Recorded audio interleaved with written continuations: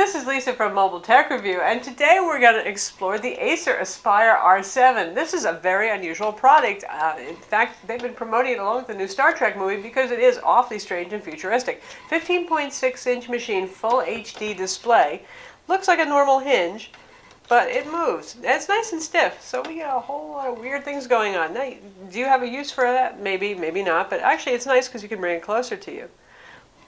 Flip it back to kiosk mode. You can use it sort of like the Sony Vaio Duo and just put it here. Keyboard, easier to touch. Or you can actually use it like a laptop with, notice the trackpad back there, a little bit weird. We're going to look at it now. Well, say what you want about Windows 8, but it certainly has made for some innovative, risk-taking designs. Certainly ASUS has been one of the most innovative, but Acer, they're taking chances too now, especially with the Aspire R7. They've made a big deal out of marketing this initially, doing the whole Star Trek tie-in, all that kind of thing, and you know it does look like something out of Star Trek. So you take a look at it. This is different, isn't it? This is the lid of your computer right here, 15.6-inch machine, 5.3 pounds, so fairly light, Ultrabook style internals here. And you've got this little, well, strange area here. You feel like you should put some breath mints in there or a tie clip, I don't know. But the reason it's there is because this is a big moving hinge. And it's a nice looking thing too. Nice brushed metal right here. The rest of it is a combination of plastic and metal, but classy looking design, very clean hinge. We've seen all sorts of hinges, particularly the Sony Vaio Duo, which was a great convertible Windows machine, but it had a pretty ugly exposed hinge mechanism here. Toshiba with their 925 convertible, also kind of an ugly hinge. This is very clean looking. I mean, this looks like home decor, doesn't it? So there's nothing iffy showing here. There's nothing ugly. There's no wires. Nice.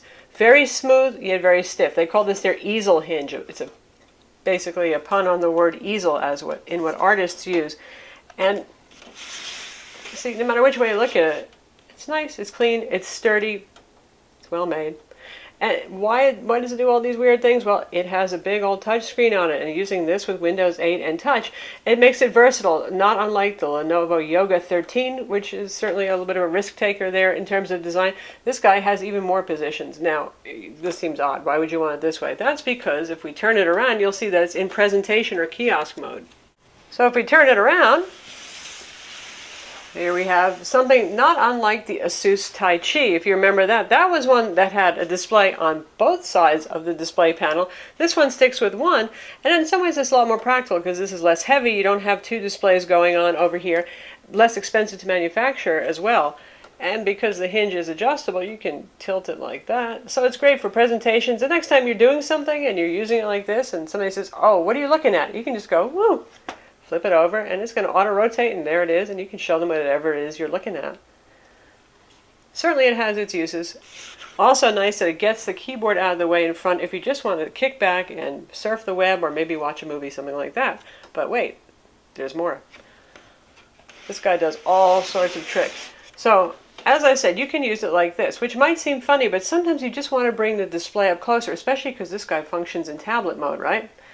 You can see it's glossy, we're reflecting things here, that is a drawback, but you've got it sitting on the coffee table, say, or something like that. You just want to bring it up closer to make it easier to touch the screen. You can do that, and you can use it at any variety of angles over here, and it's going to work. So, really not bad. It's pretty clever stuff, especially for $9.99.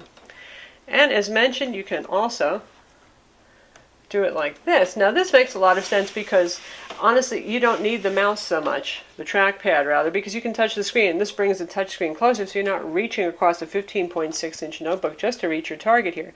I would have liked it if they took it one step further like the Sony Vaio Duo 11, which puts a little eraser stick track point pointer in the keyboard to give you a little something just in case you're having trouble touching small UI elements on the screen there, but that is what it is. While we're looking at the keyboard, it's a nice enough keyboard. It's backlit with white backlight, very even, very effective, also fairly reliable in its behavior. Large enough, 15.6-inch machine right here, and we have a fairly standard layout. FN key up here, you have to hit the FN key to control your multimedia, and over here is your brightness and your volume on our little arrow key area. A little sculpted down to make it comfortable. Low key travel though, because this is overall a fairly thin machine, so you're getting something just a little bit better than your average Ultrabook level of travel here. Not bad to type on, no trampolining, really firm, nicely well put together. machine right there, but not super duper on travel. The other thing that's going to be weird is there's obviously no wrist rest area over here, so you're going to be resting on the table or whatever you have when you type. I don't find that to be super duper comfy. But if you want to see something even more uncomfortable, check it out. If you put it in full laptop mode right here, this is the controversial thing about this design. I think everything else pretty much everybody's going to like. Here it is. You can float this up. By the way, you can see you can just bring it down if you want like that, snap it fully into place. Here's your trackpad. This is an Elan trackpad.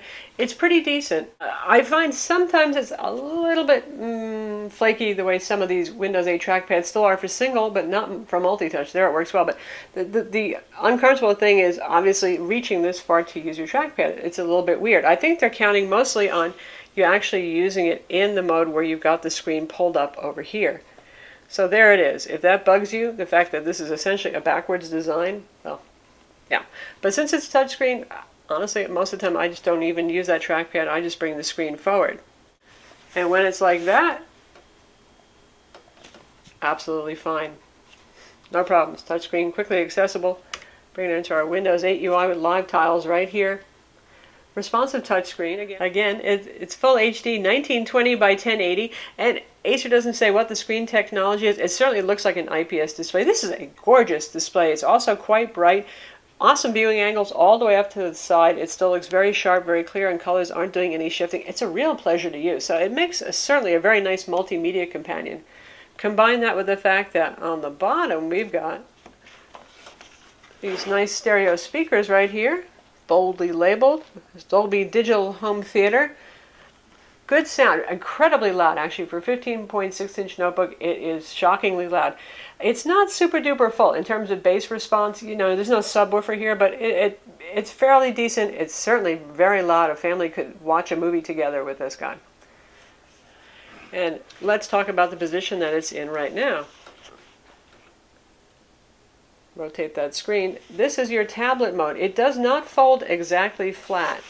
You see right here, there's a little bit of an angle because the hinge is actually in the way. And that's okay. That's not a bad thing because it tilts it up just a little bit to make it good to use. Now, obviously, it's not the most practical thing to carry around in this kind of tablet position because it is a bit open, but given the fact that it is 5.3 pounds and 15.6 inches, I think Acer really designs this for home use more than anything else. Or you could use it in the office, but the idea is that you might be taking this from the bedroom to the den to your kitchen to something like that, but you're not going to be carrying this around with you everywhere. It's not an ultra-portable 11.6-inch convertible.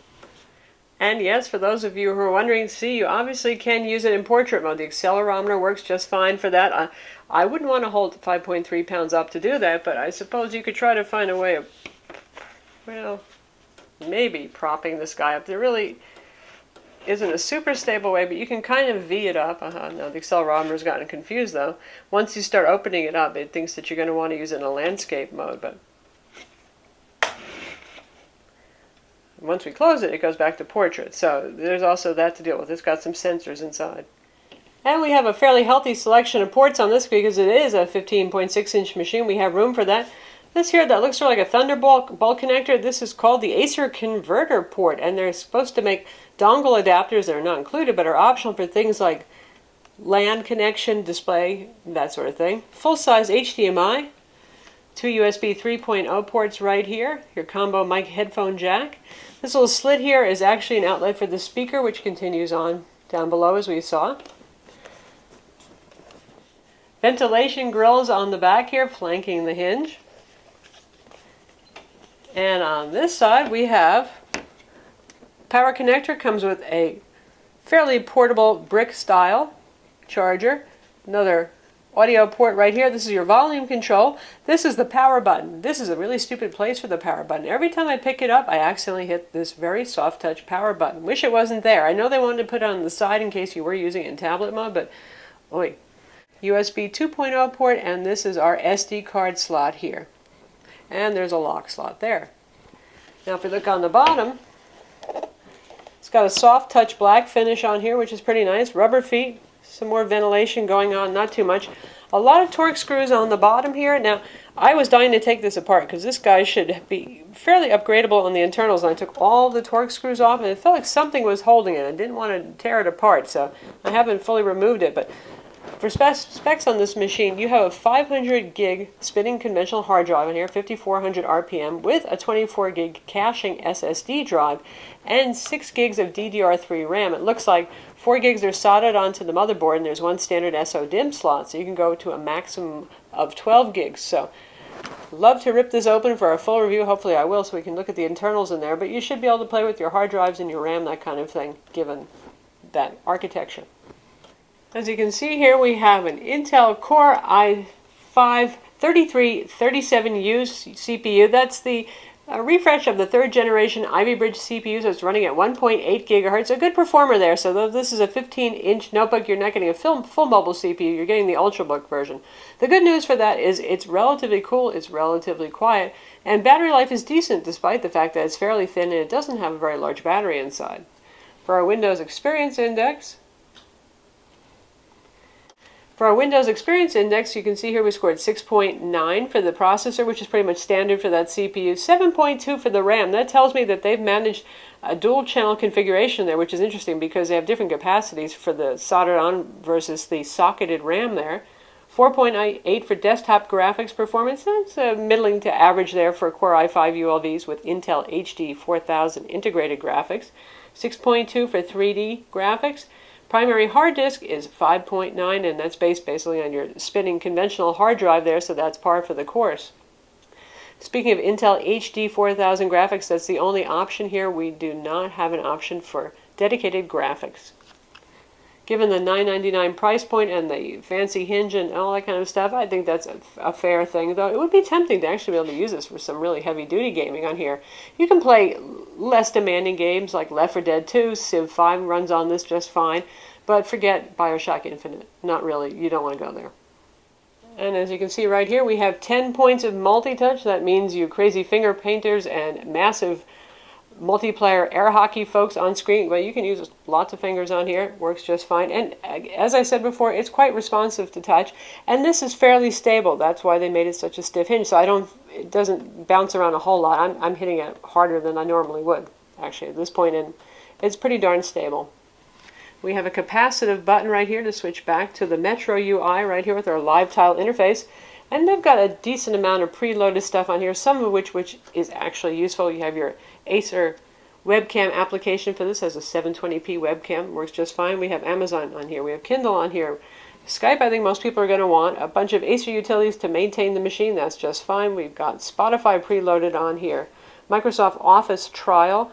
It's got a 2-month trial for McAfee Internet Security on board, Netflix, Cha-Cha. You can see all the stuff that's on here, and you can remove anything that you don't want. Though you probably want to keep things like the Acer Live Update application to keep the drivers up to date. As a multimedia machine, this thing really rocks. I have to say, very nice display, really sharp, really colorful, and like I said, pretty loud. So let's check out some video here and see how it sounds and how it looks.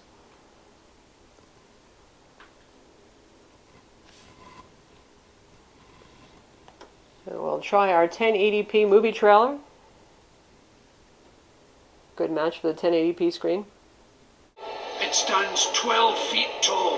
Nice sound, huh? And this is at 70% volume. Sharp claws. Warriors! This face scarred with one dead eye. I drew my sword. Trump!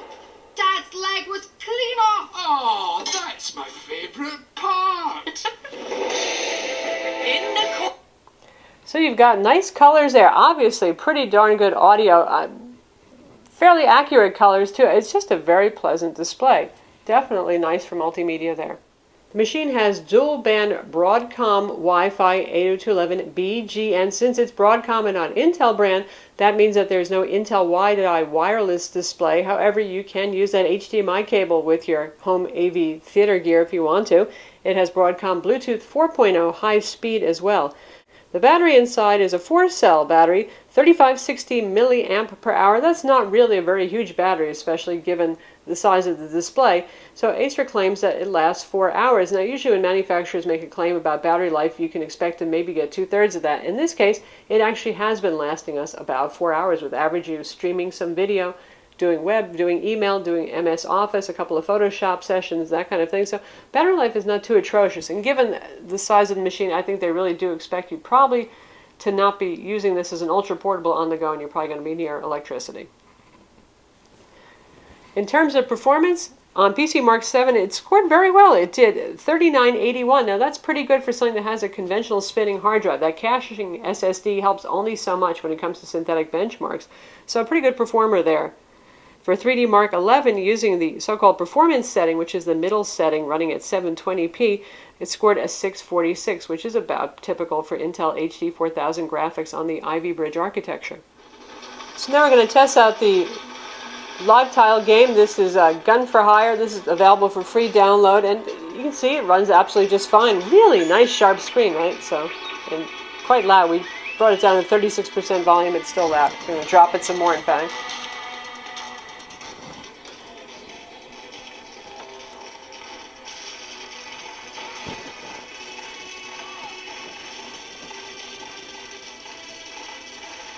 So, nice 3D game, works fine. Looks sharp. Touch controls work great on this.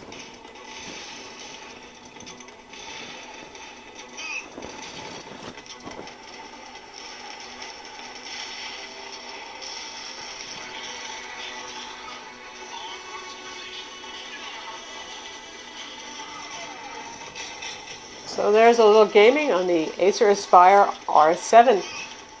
So this is a standard Windows 8 64-bit computer right here. We're back in desktop mode, as you can see here. So anything you can do with a Windows computer, you can do with this. We're using IE right now, and we've got our pinch zooming mode going on. I have the desktop scaling set to 100%, so it's not doing any scaling, but I've moved the browser up to 125% to make things a little bit more readable, because text is a little teeny. And by the way, this also comes with Dragon Assistant, you know, the folks from Nuance who make voice dictation software. It's pretty neat, and it goes to sleep when you're on battery power, but you can bring it back to life by hitting the Control key twice.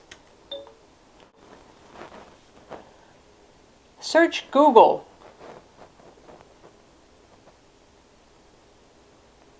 What are you searching for? Apple pie. Here are the Google results for Apple. Well, okay, it doesn't always hear you real well unless you're right in front of it. Obviously, I can't be directly in front of it right now because I would block your view of it. But you get the idea. It does voice commands. You can tell it to launch applications, all of that kind of stuff. And of course, Windows has voice command and dictation built in as well, but that's a fun little thing. So who is this guy for? Well, it's for you twisty people. No, but seriously, I think this is a really fun home computer, particularly because it is so useful in a variety of settings. You can prop it up, you can use it more easily like that, you can flip it over to share something with your friends, you can bring it closer to the keyboard so you don't have to reach over. You can put it back in laptop mode. The only drawback is, for those of you who plan to use this as a traditional laptop, is the fact that the trackpad is going to be back here. So I think really this is for those of you who really intend to use the touchscreen and probably forego the use of the trackpad. Certainly it's a well-made machine, it's attractive enough, decent materials on here, very nice performance for the price as well.